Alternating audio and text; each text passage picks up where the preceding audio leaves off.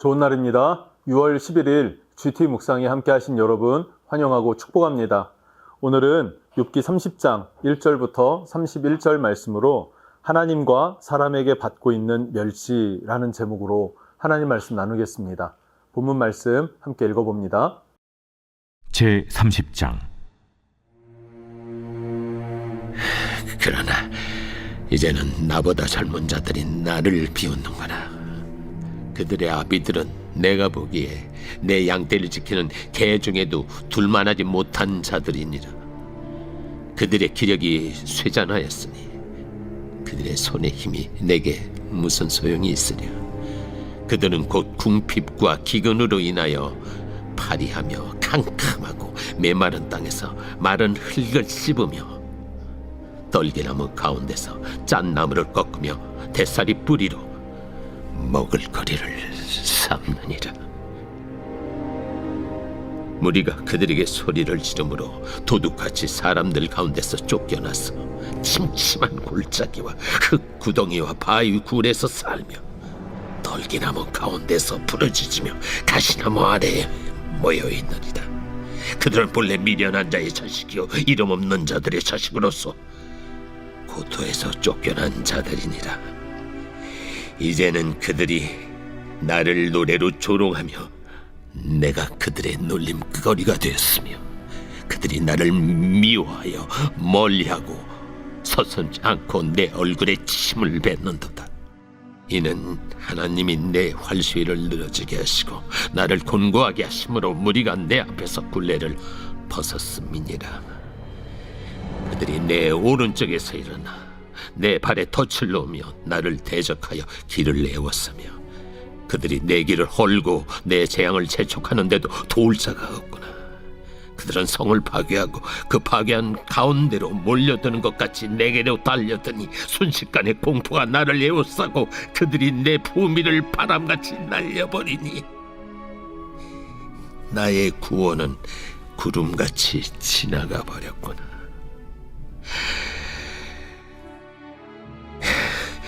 이제는 내 생명이 내 속에서 녹으니 환난 날이 나를 사로잡습니다. 밤이 되면 내 뼈가 쑤시니 나의 아픔이 쉬지 아니하는구나. 그가 큰 능력으로 나의 옷을 떨쳐버리시며 나의 옷깃처럼 나를 휘어잡으시는구나. 하나님이 나를 진흙 가운데 던지셨고 나를 티끌과 채같게 하셨구나. 내가 주께 부르짖으나 주께서 대답하지 아니하시오며 내가 섰사오나 주께서 나를 돌아보지 아니하시나이다. 주께서 돌이켜 내게 잔혹하게 하시고 힘있는 손으로 나를 대적하시나이다. 나를 바람 위에 들어 불려가게 하시며 무서운 힘으로 나를 던져버리시나이다. 내가 아나이다. 주께서 나를 죽게 하사 모든 생물을 위하여 정한 집으로 돌려보내시리이다. 그러나 사람이 넘어질 때 어찌 손을 펴지 아니하며 재앙을 당할 때 어찌 도움을 부르짖지 아니하리까. 고생의 나를 보내는 자를 위하여 내가 울지 아니하였는가. 빈궁한 자를 위하여 내 마음에 근심하지 아니하였는가. 내가 복을 바랐더니 화가 왔고 광명을 기다렸더니 흑암이 왔구나. 내 마음이 들끓어 고요함이 없구나. 환난 날이 내게 임하였구나. 나는 햇볕에 쬐지 않고도 검어진 피부를 가지고 걸으며 회중 가운데 서서 도움을 부르짖고 있느니라. 나는 이리의 형제여 타저의 벗이로구나. 나를 덮고 있는 피부는 검어졌고 내 뼈는 열기로 말미암아 탔구나. 내 수금은 통곡이 되었고 내 피리는 애국이 되었구나.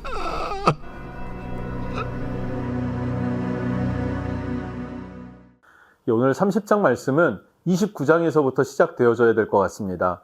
지난 29장 욥이 어떤 고백을 했는지 기억하십니까? 욥은 자신이 놓여 있었던 삶의 끝자락이라고 볼 수 있겠죠. 거의 죽음이라고도 볼 수 있는 상황에서 가장 행복했던 때를 회상합니다. 그때가 언제입니까? 하나님의 보호가 있던 때, 하나님과 교통하던 때라고 말하고 있어요. 그리고 그때는 어떤 삶을 살았는가? 풍요롭고 그리고 풍성한 삶을 살았고, 그 풍요와 풍성을 가난한 자, 고아와 과부, 소외된 자, 멸시받는 자, 그들을 돌보면서 그들과 나누면서 그들이 기뻐하고 즐거워할 일들을 만들어 주었다라고 설명하고 있습니다. 그러면서 사람들에게 존중과 존경을 받고 있었던 그런 고백들을 하죠. 성문에 올라가면 어른들도 일어나서 자기를 맞아주고 환영해 주었었다라는 거예요. 그러니까 가장 높은 자리에서 가장 이 땅에서 받을 수 있는 최고의 어떤 그런 혜택들, 그런 존중과 존경을 받았던 욥, 그것을 회상했어요. 그런데 오늘 1절에는 그러나 이제는 이라고 시작합니다. 그러나 이제는 상황이 정반대로 뒤집혀졌습니다. 가장 낮은 곳으로 뚝 떨어져 버린 거예요. 이것이 욥에게는 큰 고통입니다. 그냥 어느 정도의 위치에서 떨어지면 다시 시작하면 되는데, 가장 높은 곳에서 가장 낮은 곳으로, 가장 큰 충격을 받을 수 있을 욥입니다.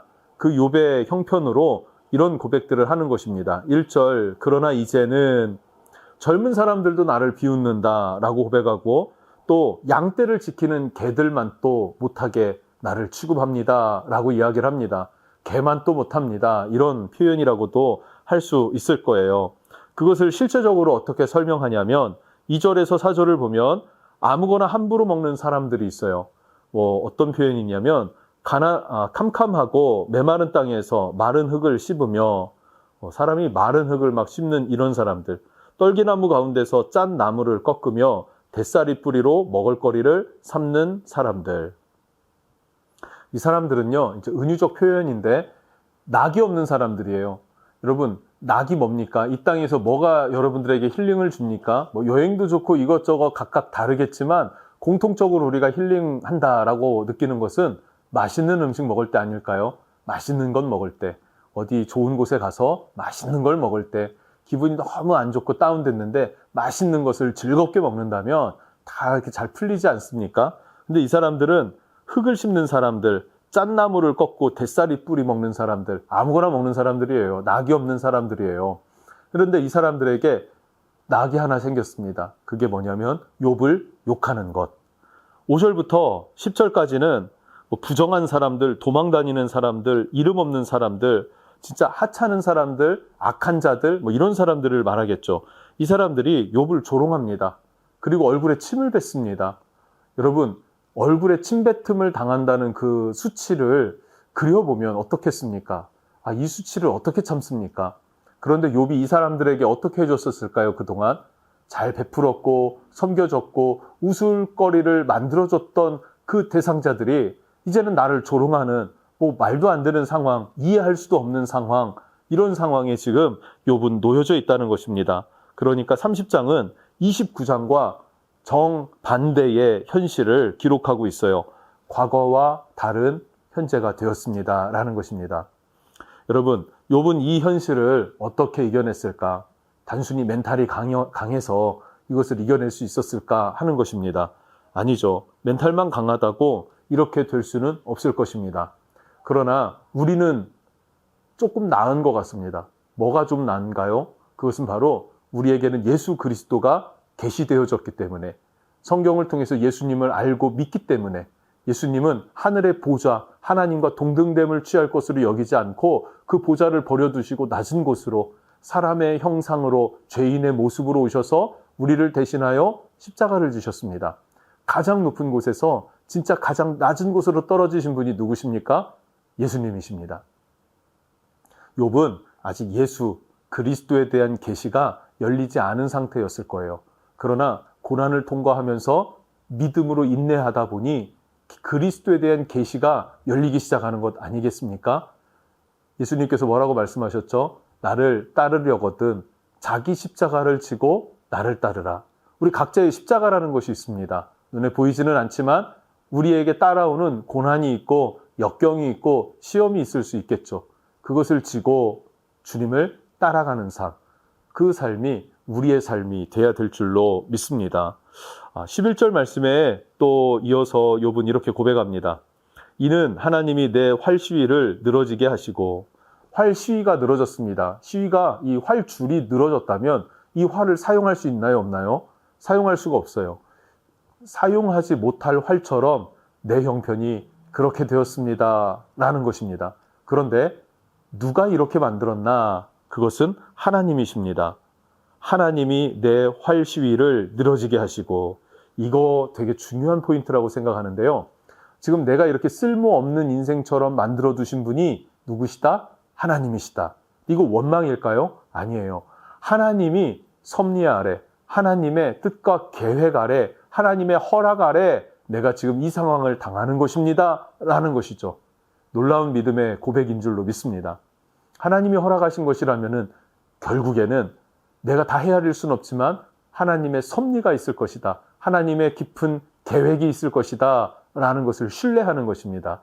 이 신뢰하고 따르는 믿음, 이 믿음이 우리에게 필요한 줄로 믿습니다. 질병으로 고난받고 고통받고 있습니다. 사람들은 조롱하고 있습니다. 그런데 하나님은 응답이 없으세요. 그런데 어떻게 욥은 이 상황을 이겨내는가? 이겨낸 건 무엇입니까? 뭐 딱히 이겨냈다, 싸워냈다 이런 건 없어요. 그냥 그럼에도 불구하고 하나님을 믿기에 견디는 것입니다.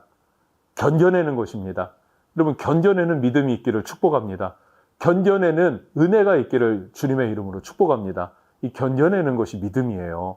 그 믿음이 있으면 반드시 승리하는 날이 온다 하는 것을 여러분 기억하실 수 있기를 축복합니다. 12절부터 17절로 이어서 보겠습니다. 자, 그럼에도 현실은 여전히 우겨싸임 당한 상황이죠. 그리고 그것을 하나님께 호소하면서 이런 표현을 해요. 15절에 순식간에 공포가 나를 에워싸고 그들이 내 품위를 바람같이 날려버리니.